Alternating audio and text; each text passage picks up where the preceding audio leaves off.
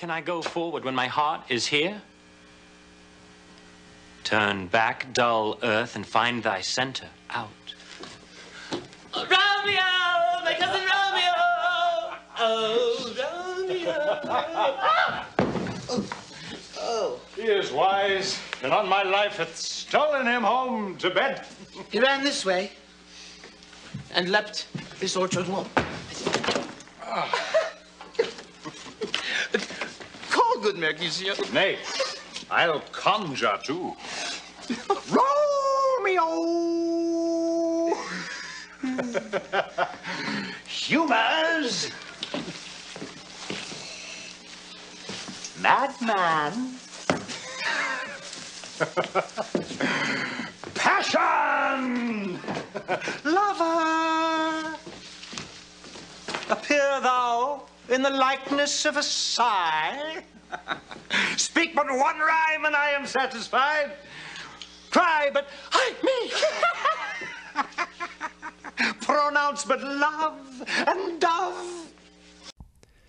Act 2 begins after the party. Romeo is hiding among the Capulet orchard, and his friends Benvolio and Mercutio are searching for him. They call out to him. Mercutio even conjures him, calling him in a mocking sort of way, making fun of how much of a lover and how silly he's been recently. He heareth me not, he stirreth not, he moveth not. The ape is dead, and I must conjure him. I conjure thee by Rosaline's bright eyes, by her high forehead and her scarlet lip, by her fine foot, straight leg, and quivering thigh, and the domains that there adjacent lie, that in thy likeness thou appear to us. And if he hear thee, thou wilt anger him. This cannot anger him. My invocation is fair and honest. In his mistress' name, I conjure only but to raise up him. Now Mercutio says he's going to conjure Romeo, not unlike a seance. He's trying to conjure up a spirit. And he does so by describing Rosaline, her high forehead, her bright eyes, her scarlet lip. And then he gets into some very sexual language, her straight leg and quivering thigh. When Benvolio says, oh, this is going to be offensive to Romeo, he says, no, I'm just trying to raise him up, implying that it will raise up a part of Romeo's physical anatomy. Mercutio is doing what he does best. He is making another sexual pun. Come, he hath hid himself among these trees to be consorted with the humorous night. Blind is his love and best befits the dark.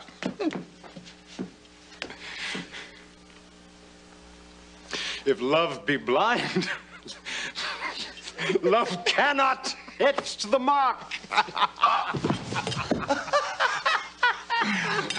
Now will he sit under a medlar tree and wish his mistress were that kind of fruit as maids call medlars when they laugh alone. Oh, Romeo, that she were, oh, that she were an open, etc., and thou a popperin fair. Romeo, good night. If love be blind, love cannot hit the mark. Mercutio is saying that if love is blind, if Romeo were blind, he would be unable to hit the physical mark on Rosaline to which he is aiming. It's another inappropriate sexual joke. He then goes on to say that Romeo would be looking under a medlar tree and wishing that he were a popperin pear. Now this is confusing, especially if you don't understand what those things are. So this is what a medlar fruit would look like. It was said to look like a part of the physical anatomy opening up. And this is a popperin pear. It's a more elongated pear. said to look like a part of the male anatomy. And Mercutio is implying that Romeo would like to do this. Oh, Mercutio, that is not appropriate.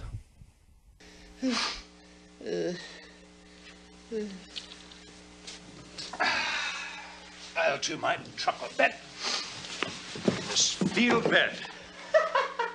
It's too cold for me to sleep. Come, shall we go? Go then, for 'tis in vain to seek him here that means not to be found.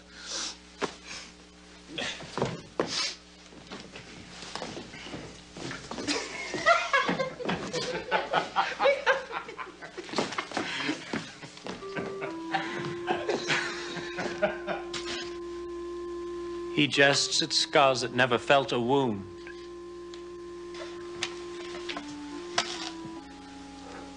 But soft, what light through yonder window breaks? 'Tis the east. Juliet is the sun. Arise, fair sun, and kill the envious moon who is already sick and pale with grief that thou, her maid, art far more fair than she. Be not her maid, since she is envious, her vestal livery is but sick and green, and none but fools do wear it. Cast it off. After Benvolio and Mercutio leave, unsuccessful in their attempt to find Romeo, Romeo stays behind in the Capulet orchard, hidden in the dark and among the trees, looking into Juliet's window. Romeo here is being a total creep. It is my lady. Oh, it is my love. Oh, that she knew she were. She speaks, yet she says nothing. What of that her eye discourses? I will answer it. I am too bold. It's not to me she speaks. Two of the fairest stars in all the heavens, having some business, do entreat her eyes to twinkle in their spheres till they return. What if her eyes were there, and they in her head? The brightness of her cheek would shame those stars as daylight doth a lamp. Her eyes in heaven would through the airy region stream, so bright that birds would sing and think it were not night. See how she leans that cheek upon her hand. Oh, that I were a glove upon that hand, that I might touch that cheek. Again, Romeo, being a total creep right here, talks about how beautiful Juliet looks in her nightgown as he stares at her. She's unaware of his presence. Not cool, Romeo. Ladies, just a little side note. If you ever see a guy staring up into your window at nighttime, hidden among the shrubs and trees and in the dark, that is not romantic. That is terrifying. One more little side note here. Romeo goes on to say, "Oh, that I were a glove upon her hand, that I might touch that cheek." This is actually a little a product placement. Shakespeare and his family, before he became a very famous playwright, they were glove makers. His father was a glove maker. Ay me. She speaks. Oh, speak again, bright angel, for thou art as glorious to this night, being o'er my head as is a winged messenger of heaven. And to the white, upturned, wondering eyes of mortals that fall back to gaze on him when he bestrides the lazy, pacing clouds and sails upon the bosom of the air. Oh, Romeo, Romeo, wherefore art thou Romeo? Deny thy father and refuse thy name. Or if thou wilt not, be but sworn my love, and I'll no longer be a Capulet. Shall I hear more, or shall I speak at this? 'Tis but thy name that is my enemy. Thou art thyself, though not a Montague. What's Montague? It is nor hand, nor foot, nor arm, nor face, nor any other part belonging to a man. Oh, be some other name. What's in a name? That which we call a rose by any other name would smell as sweet. So Romeo would, were he not Romeo called, retain that dear perfection which he owes without that title. Romeo, doff thy name, and for that name which is no part of thee, take all myself. O Romeo, Romeo, wherefore art thou Romeo? One of the most famous and popular lines of all of Shakespeare's texts. Also, one of the most misunderstood lines. For Juliet's not asking, "Oh, Romeo, where are you?" No, she's actually asking, "Why are you Romeo?" Wherefore means why. So this whole passage is Juliet saying, "Romeo, Romeo, why do you have to be Romeo? Why do you have to be a Montague? If you were anyone else, we could be together so easily." And she goes on to say, "It's your last name that is my enemy. Not you, not your family, just your name. What's in a name? A rose by any other name would smell just as sweet." This whole passage, Juliet is exploring the idea that if Romeo had any other name, their love would not be forbidden. I'll take thee at thy word. Call me but love, and I'll be new baptized. Henceforth I never will be Romeo.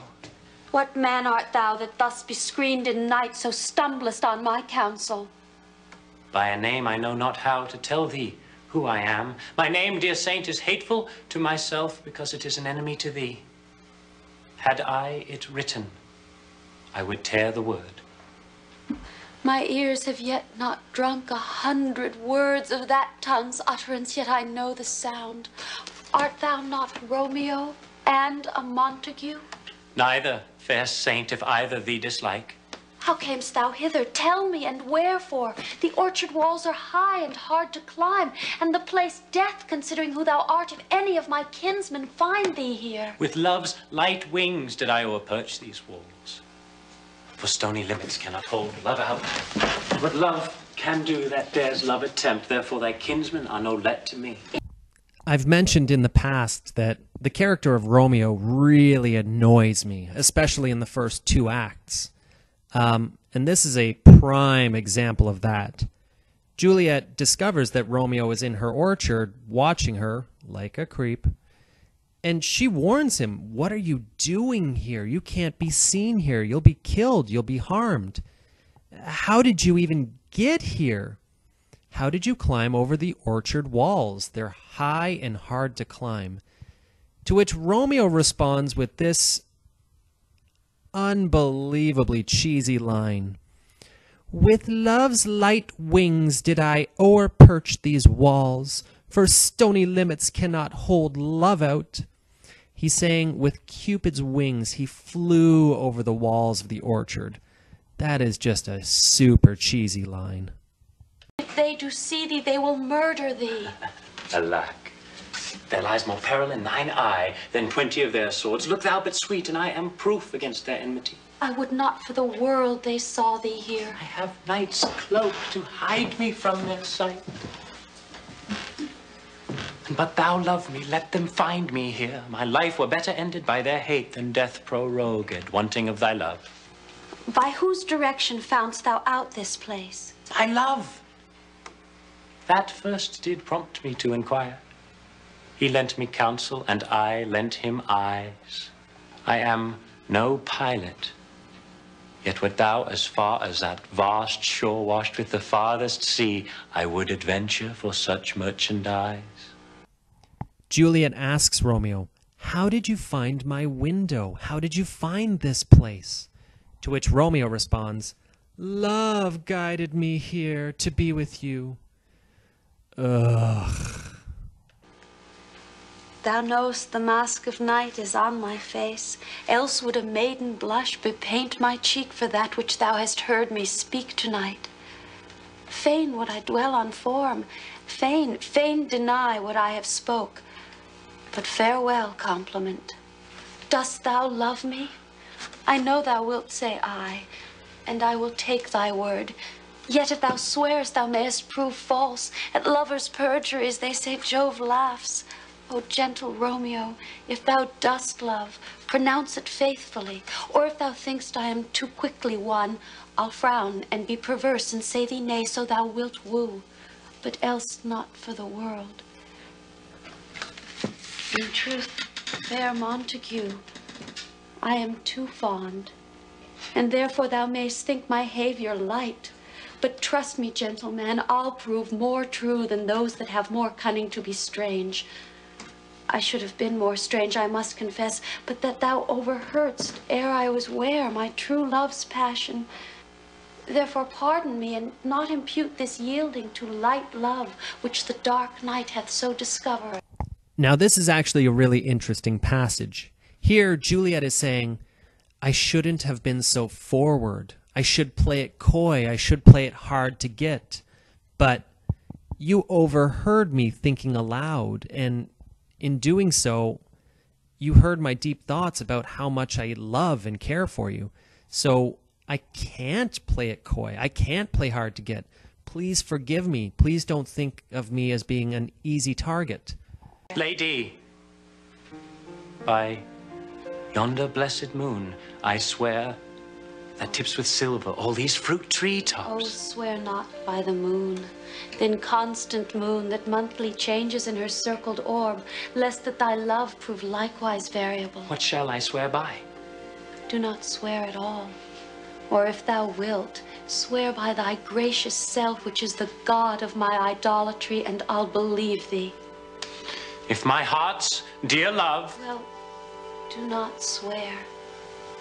Although I joy in thee, I have no joy of this contract tonight. It is too rash, too unadvised, too sudden, too like the lightning which doth cease to be ere one can say it lightens. Sweet, good night. This bud of love by summer's ripening breath may prove a beauteous flower when next we meet. This passage shows that in a lot of ways, Juliet is actually more mature than Romeo, despite the fact that she's younger. Romeo is trying his best to swear his love to Juliet, to profess his love, and make a vow to her. But Juliet isn't having that. She keeps saying, don't swear, don't make these vows. Just be honest, get to know me, let's take our time. In fact, she says, this is too rash, too unadvised, too sudden, too like the lightning, which doth cease to be ere one can say it lightens. She's suggesting we need to slow things down. We're moving too quickly. She likes Romeo, she has professed that, but she wants to slow things down. But Romeo, on the other hand, in contrast to Juliet, he just wants to move quickly. He wants to profess love. He wants to move things forward as soon as possible. Good night. Good night. As sweet repose and rest come to thy heart as that within my breast. Or wilt thou leave me so unsatisfied? What satisfaction canst thou have tonight? The exchange of thy love's faithful vow for mine. I gave thee mine before thou didst request it. And yet I would it were to give again. Wouldst thou withdraw it? For what purpose, love? But to be frank and give it thee again. And yet I wish but for the thing I have. My bounty is as boundless as the sea. My love is deep. The more I give to thee, the more I have, for both are infinite. I hear some noise within. Dear love, adieu. Juliet! Anon, good nurse. Sweet Montague, be true. Stay but a little, I will come again. Blessed night.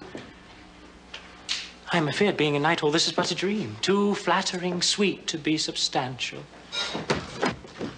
3 3 words, dear Romeo, and good night indeed. If that thy bent of love be honorable, thy purpose marriage, send me word tomorrow by one that I'll procure to come to thee, where and what time thou wilt perform the rite. And all my fortunes at thy foot I'll lay, and follow thee, my lord, throughout the world. Whoa, Juliet, what happened? You did such a great job. Romeo was continuously trying to make advances on you, and you kept turning him away. In fact, when he asked you, will you leave me so unsatisfied tonight? Well, you took the implication and you said, what satisfaction canst thou have tonight? What are you getting at, Romeo? We're moving too quickly. We should slow things down. Juliet, you were doing so well, but then you turned away, and when you came back, you just proposed marriage. This instant change of heart shows us, the audience, just how immature these two characters are. The prospect of not being with each other almost drives them mad. Juliet has made a complete 180, and now, as of this moment, for all intents and purposes, they are engaged. Madam! I come anon. But if thou mean'st not well, I do beseech thee. Madam! By and by I come to cease thy suit and leave me to my grief. Tomorrow will I send. So thrive my soul. 1,000 times good night. 1,000 times? The worse, to want thy light. Love goes toward love, as schoolboys from their books. But love from love, toward school, with heavy looks. Psst, Romeo, psst. Oh, for a Faulkner's voice to lure this tasseled gentle back again. It is my soul that calls upon my name. Oh, silver sweet sound, lovers' tongues by night, like softest music to attending ears. Romeo, My sweet, what o'clock tomorrow shall I send to thee? by the hour of 9. I will not fail. 'Tis 20 years till then. I have forgot why I did call thee back. Let me stand here till thou remember it. I shall forget to have thee still stand there, remembering how I love thy company. And I'll still stay to have thee still forget, forgetting any other home but this. Ugh. Okay, this passage is essentially just two teenagers saying, no, you hang up first. No, you hang up first. Okay, fine, we'll both hang up together. 1, 2, 3. Well, you didn't hang up either. They're just being cheesy and dramatic and over the top. 'Tis almost morning. I would have thee gone, and yet no farther than a wanton's bird that lets it hop a little from her hand, like a poor prisoner in his twisted gyves, and with a silk thread plucks it back again, so loving, jealous of his liberty. I would I were thy bird. Sweet, so would I. Yet I should kill thee with much cherishing. Good night, good night. Parting is such sweet sorrow that I shall say good night till it be morrow. Sleep dwell in thine eyes, peace in thy breast. Would I were sleep and peace so sweet to rest. Hence will I to my ghostly father's cell his help to crave, and my dear hap to tell. So at this point in the play, Romeo and Juliet have known each other for mere hours and have spoken approximately 200 lines of dialogue to one another. And they are now engaged. Act 2, Scene 3 is about to begin, with Romeo going to find a priest to perform the marriage as soon as possible. This play is moving along very quickly. And it is the rushed immaturity of these two teenagers which ultimately leads to their disaster at the end.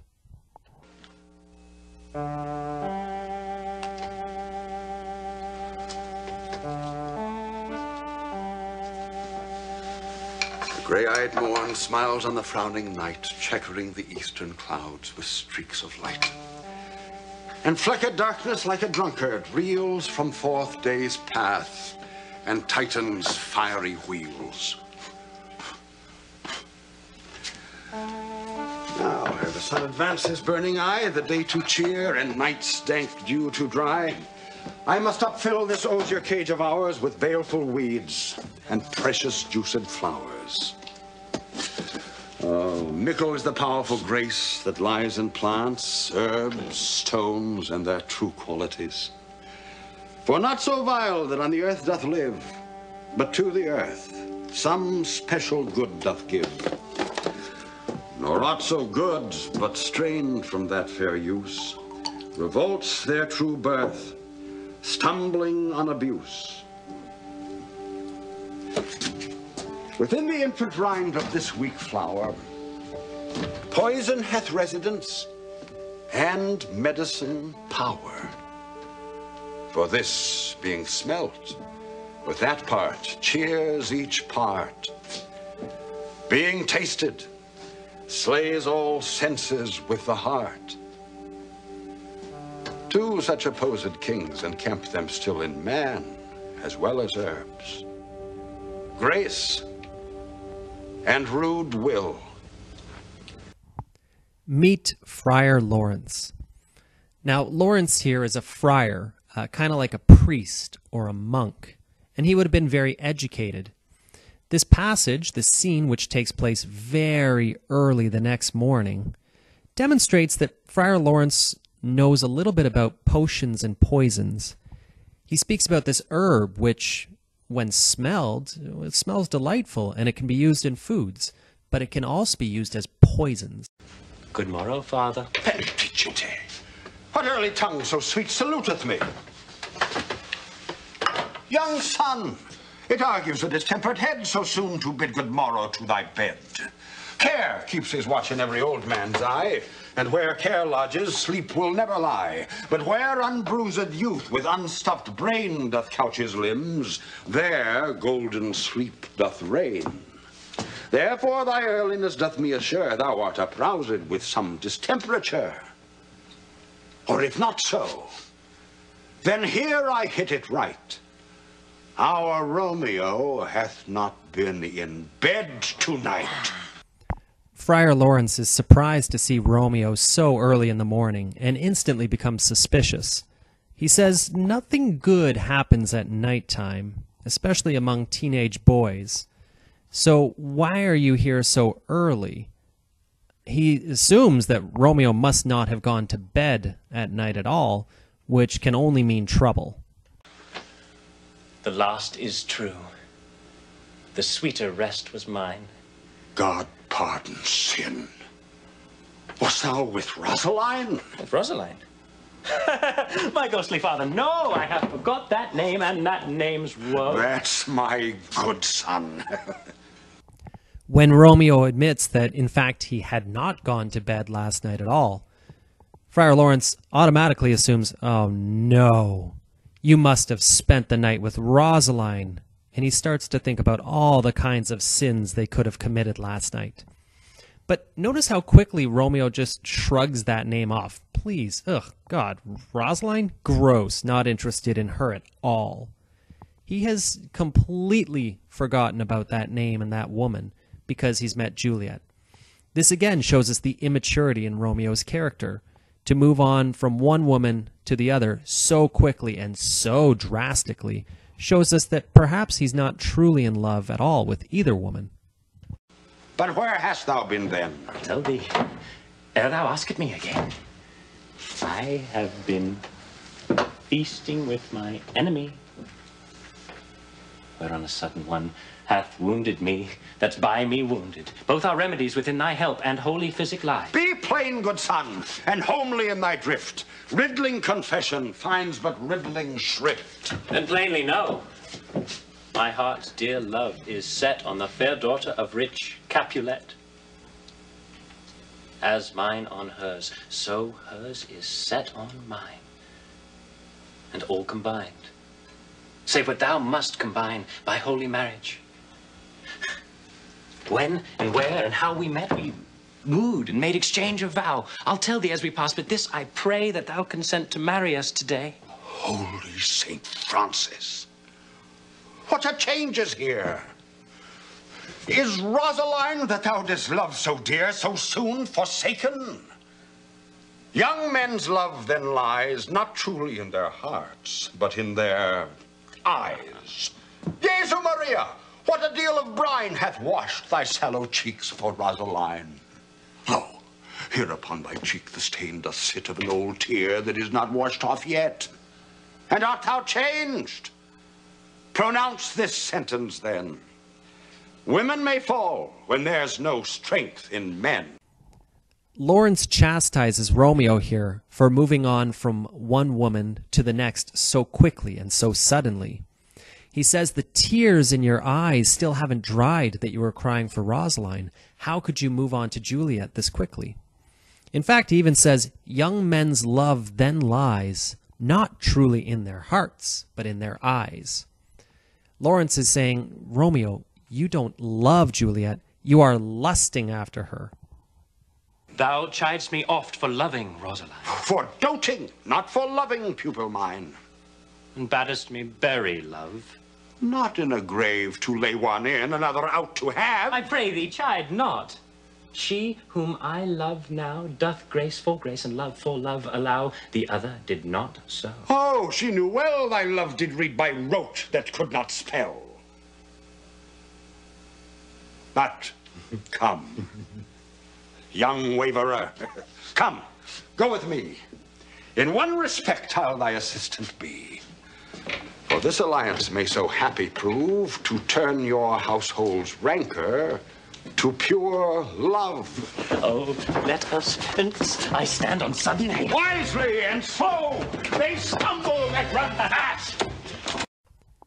In the end, after mocking Romeo for the entirety of the scene, Lawrence agrees he will marry Romeo and Juliet together. That doesn't seem to make any sense. Why does he have such a sudden change of heart?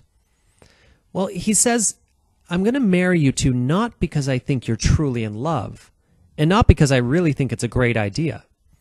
But in marrying you two, perhaps I'll find peace and create peace between the Capulets and the Montagues. By bringing these families together, he's trying to eliminate the conflict and warring that has been happening in the streets. So Friar Lawrence, in some ways, makes a terribly foolish decision, but he's motivated by peace. He's a friar, a man of the faith. And so at least we can understand why he does what he does.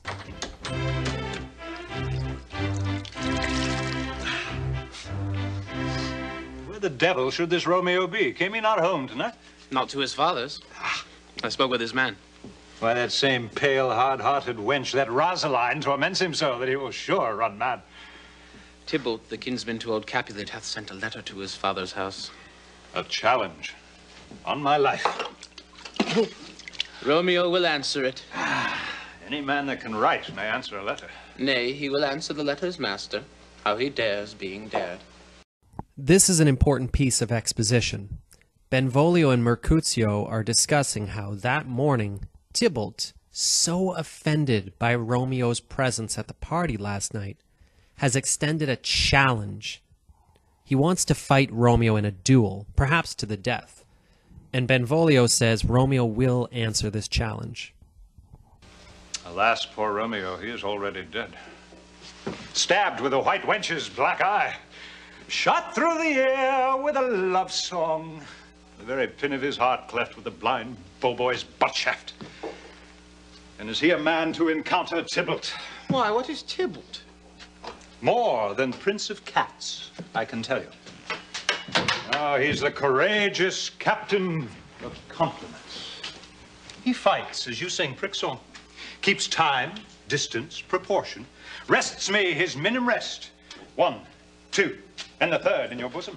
Ah, the immortal passado, the punto reverso, the high... Oh! The what? The pox of such antic lisping, affecting fantasticos. These new tuners of accent. By Jesu. a very good blade, a very tall man, a very good whore.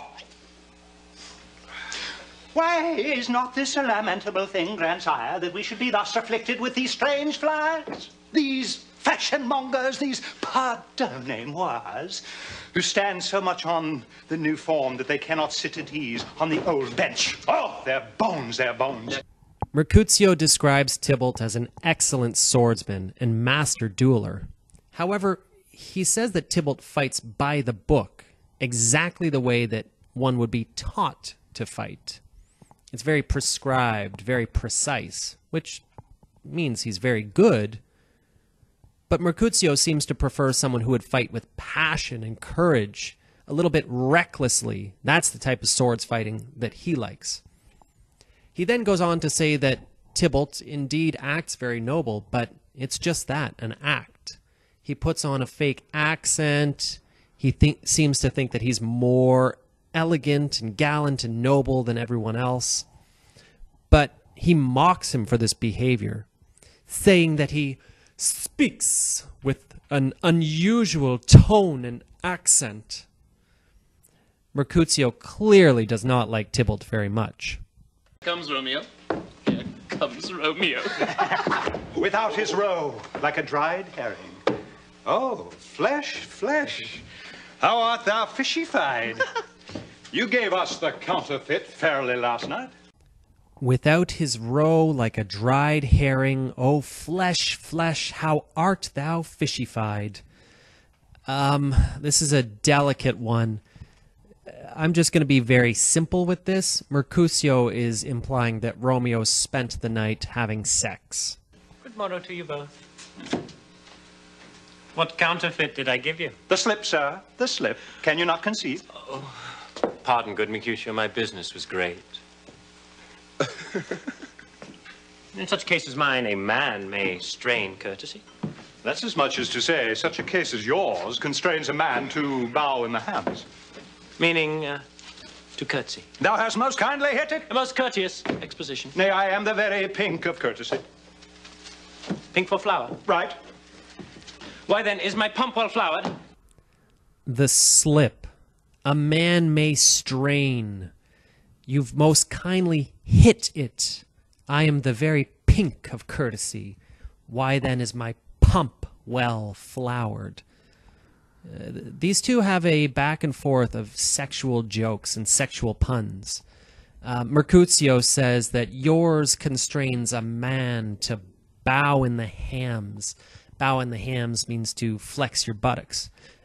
Literally, he's saying that you curtsied or bowed, but he's implying that Romeo, again, flexing his buttocks, he was having wild sex.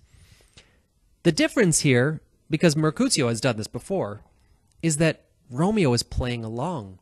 Romeo is joining in. And this shows Mercutio, our Romeo is back. Our friend has returned. He's lively. He's fun. He's energetic.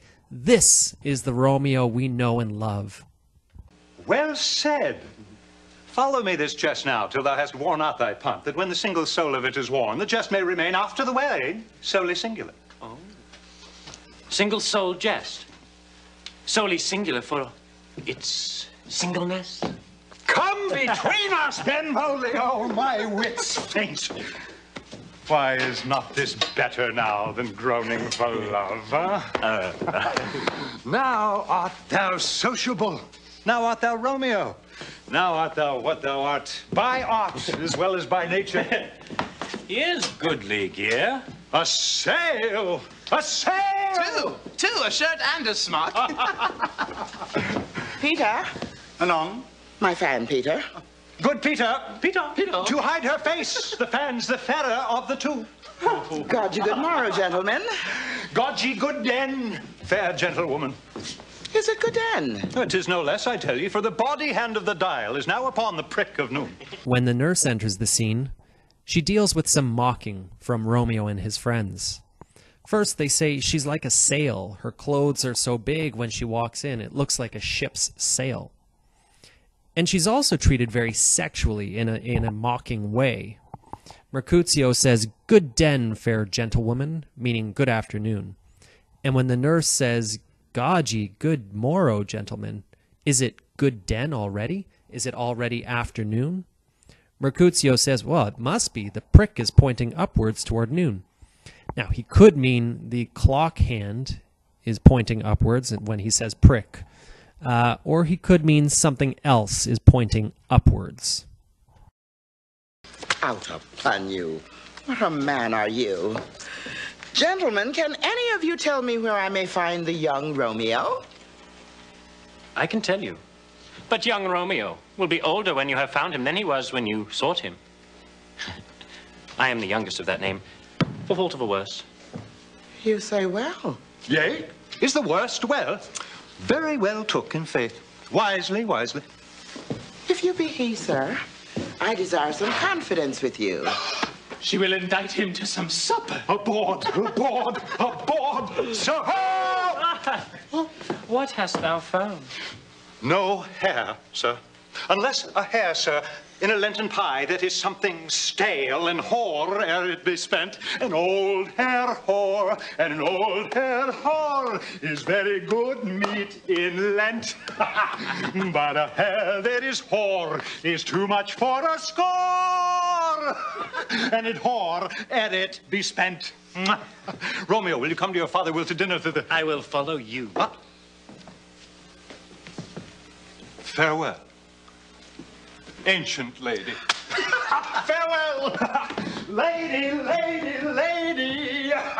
Farewell, lady, lady, lady. Marry, farewell. I pray you, sir, what saucy merchant was this that was so full of his ropery? A gentleman, nurse, that loves to hear himself talk and would speak more in a minute than he would stand to in a month.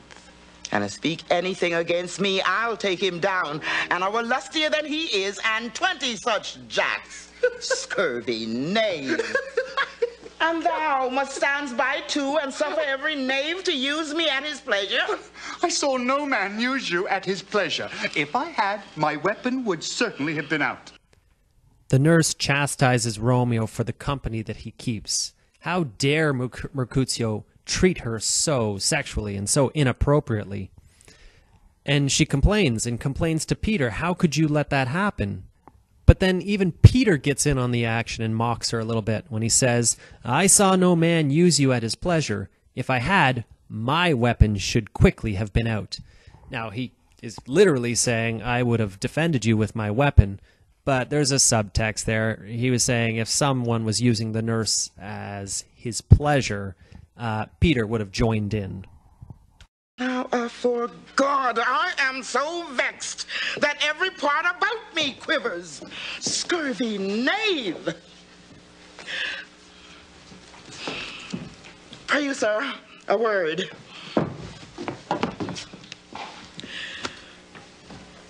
And as I told you, my young lady bid me inquire you out.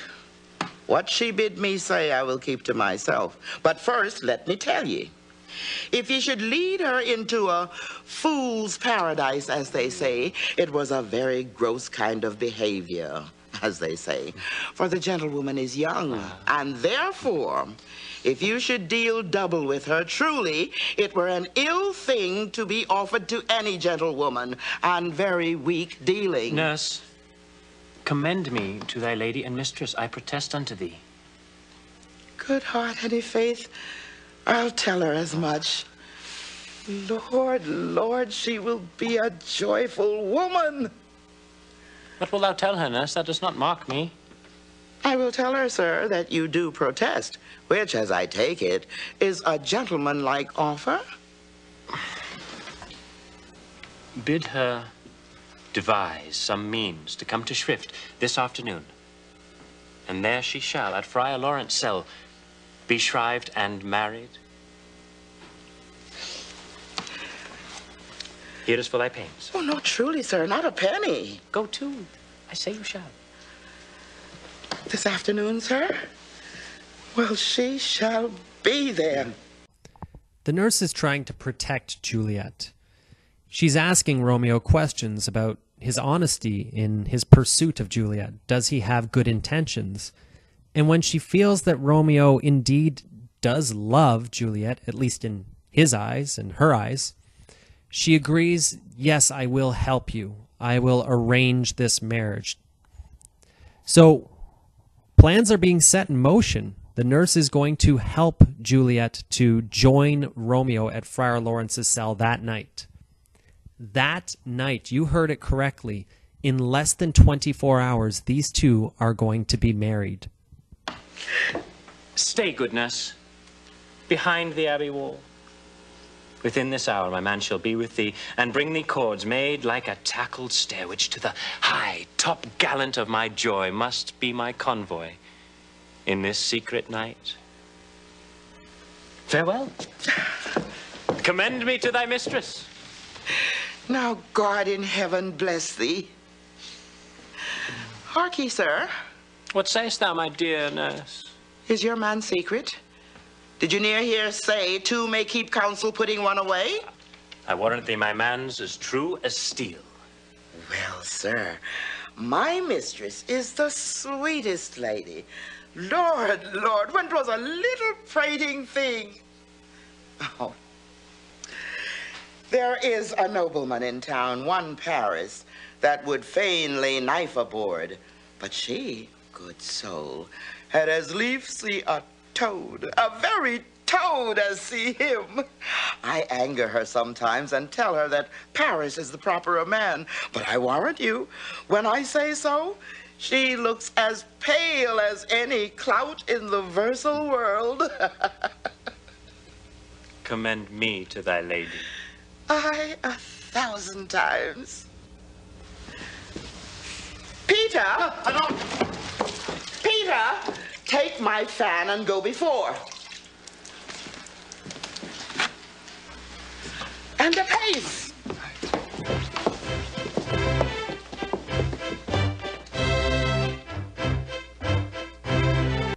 Before leaving, the nurse does tell Romeo that there is another suitor, one Paris, who is also pursuing Juliet. Now, this is important information because, A, it reminds the audience, oh, wait, there is this complication, which probably will come up later. But it also puts an urgency into Romeo and Juliet's plans. They need to move things along fairly quickly.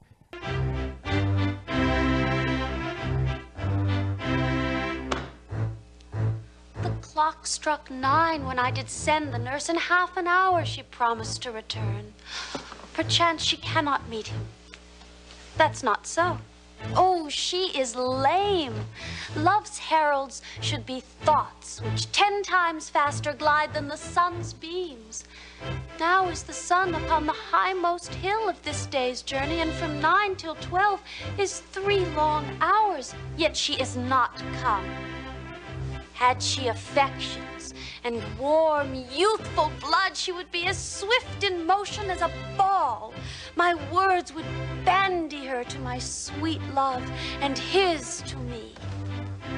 But old folks, many feign as they were dead, unwieldy, slow, heavy, and pale as lead. Juliet begins Act 2, Scene 5, by complaining that the nurse is taking way too long to report back to her. She says she sent the nurse out at 9 a.m., and now it's noon, and the nurse still hasn't returned. She then goes on to complain that old people take too long, they move too slowly, and young people with their youthful blood are more energetic and full of life. This juxtaposition actually focuses on one of the key ideas of this play. Juliet is complaining that old people move more slowly, but actually that's a good thing in many cases. Older people will take their time. They won't be so rushed, so immature. Young people, they might act quickly, but it could be recklessly and could lead to big mistakes. Oh, God, she comes. Oh, honey, nurse, what news? Hast thou met with him? Send thy man away. Peter, stay at the gate. Now, good, sweet nurse. O Lord, why look'st thou sad? Though news be sad, yet tell them merrily. If good, thou shamest the music of sweet news by playing it to me with so sour a face. I am a-weary. Give me leave a while. Fie, how my bones ache. What a jaunts have I had. I would thou had my bones and I thy news. Nay, come, I pray thee, speak. Good, good nurse, speak. When she arrives back at the Capulet mansion, the nurse says she's weary and tired from the travels. But Juliet completely disregards these feelings and says, no, tell me right now. Speak, nurse. Tell me the news from Romeo. Maybe it's because of this that the nurse decides she's going to toy with Juliet a little bit. She keeps coming close to giving her the information, but then complains that her feet hurt, or her back hurts, or she's out of breath, or she needs some water. Juliet becomes more and more impatient as this goes on, and this demonstrates her immaturity. Jesu, what haste! Can you not stay a while? Do you not see that I'm out of breath? How art thou out of breath when thou hast breath to say to me that thou art out of breath? The excuse that thou dost make in this delay is longer than the tale thou dost excuse. Is thy news good or bad? Answer to that. Say either, and I'll stay the circumstance. Let me be satisfied. Is good or bad? Well, you have made a simple choice. You know not how to choose a man. Romeo? No, not he. Though his face be better than any man's, yet his leg excels all men's. And for a hand and a foot and a body, though they be not to be talked on, yet they are past compare. He's not the flower of courtesy, but I'll warrant him as gentle as a lamb. Go thy ways, wench. Serve God. What, have you dined at home? No. But all this did I know before. What says he of our marriage? What of that? Lord, how my head aches. What a head have I. It beats as it would fall in 20 pieces. My back. Oh, t'other side. Ah, my back. Beshrew your heart for sending me about to catch my death with jouncing up and down. I' faith, I am sorry that thou art not well. Sweet nurse, tell me, what says my love? Your love says, like an honest gentleman and a courteous and the kind and a handsome and I want a virtuous. Where's your mother? Where is my mother? This is where Juliet has just had enough. The nurse was just about to say what Romeo had told her to. Your love says, where is your mother? And Juliet just snaps, where is my mother? What? What do you mean, where is my mother? Just tell me. So the nurse has had enough of toying with Juliet, and she's finally going to reveal what Romeo had said. Why, she is within. Where should she be?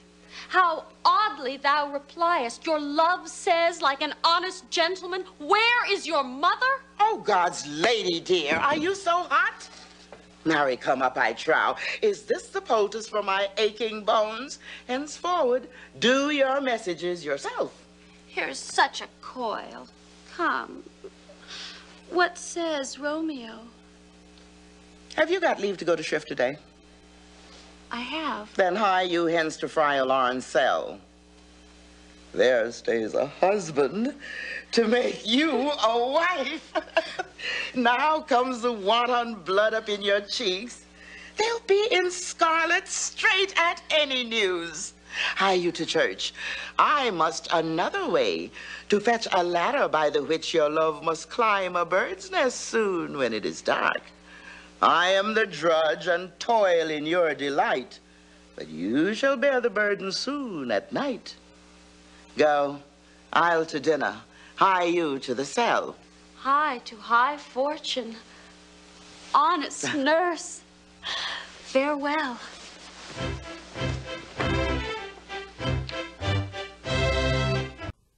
So the plans have been made. In a few hours, Juliet is going to sneak away to Friar Lawrence's cell, or hut, and the nurse is going to arrange to find a ladder so that at nighttime Romeo will be able to sneak into Juliet's window so they can have their wedding night together. Things are moving along very, very quickly, and in the next scene, we are actually going to see the wedding of Romeo and Juliet. So smile the heavens upon this holy act, that after hours with sorrow chide us not. Amen, amen. But come what sorrow cannot countervail the exchange of joy that one short minute gives me in her sight.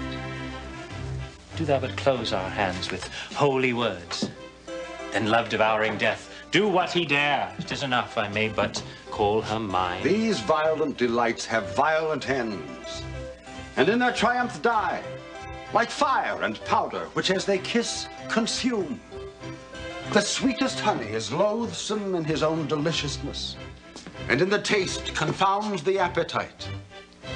Therefore, love moderately. Long love doth so. Too swift arrives as tardy as too slow. We're back in Friar Lawrence's hut in Act 2, Scene 6. And Friar Lawrence begins the scene by saying, I hope the heavens will smile on this act and not chide us or shame us afterwards for what we're about to do. He already realizes this is probably not a great idea, but he does have good intentions, so he hopes it's going to work out. Spoiler alert, it's not. Meanwhile, Romeo says it'll all be worth it if he only gets 1 minute of joyful time with Juliet. To which Friar Lawrence counters by saying, these violent delights have violent ends. Now, recently, this line has become famous in the show Westworld. But here, Friar Lawrence saying it for the first time is suggesting if we rush into things, then sometimes those passionate, strong feelings will end just as passionately and strongly, but sometimes in a tragic way. He'll go on to say, like fire and powder, which as they kiss consume. Fire and gunpowder creates explosions. These very powerful things, when combined, can lead to disaster. Here comes the lady. Oh, so light a foot will ne'er wear out the everlasting flint. Good even to my ghostly confessor. Romeo shall thank thee, daughter, for us both. As much to him, else is his thanks too much. Ah, Juliet, if the measure of thy joy be heaped like mine, and that thy skill be more to blazon it, then sweeten with thy breath this neighbor air, and let rich music's tongue unfold the imagined happiness that both receive in either by this dear encounter. Conceit more rich in matter than in words brags of his substance, not of ornament. They are but beggars that can count their worth. But my true love is grown to such excess, I cannot sum up half my sum of wealth. Come with me, and we will make short work. For by your leaves you shall not stay alone, till Holy Church incorporate two in one. And there it is. Act 2 ends with Romeo and Juliet being married in secret by Friar Lawrence. Now, if the play ended right now, it would be a comedy. Everyone is happy. But this is a tragedy, and we're going to start seeing some of that tragedy in Act 3.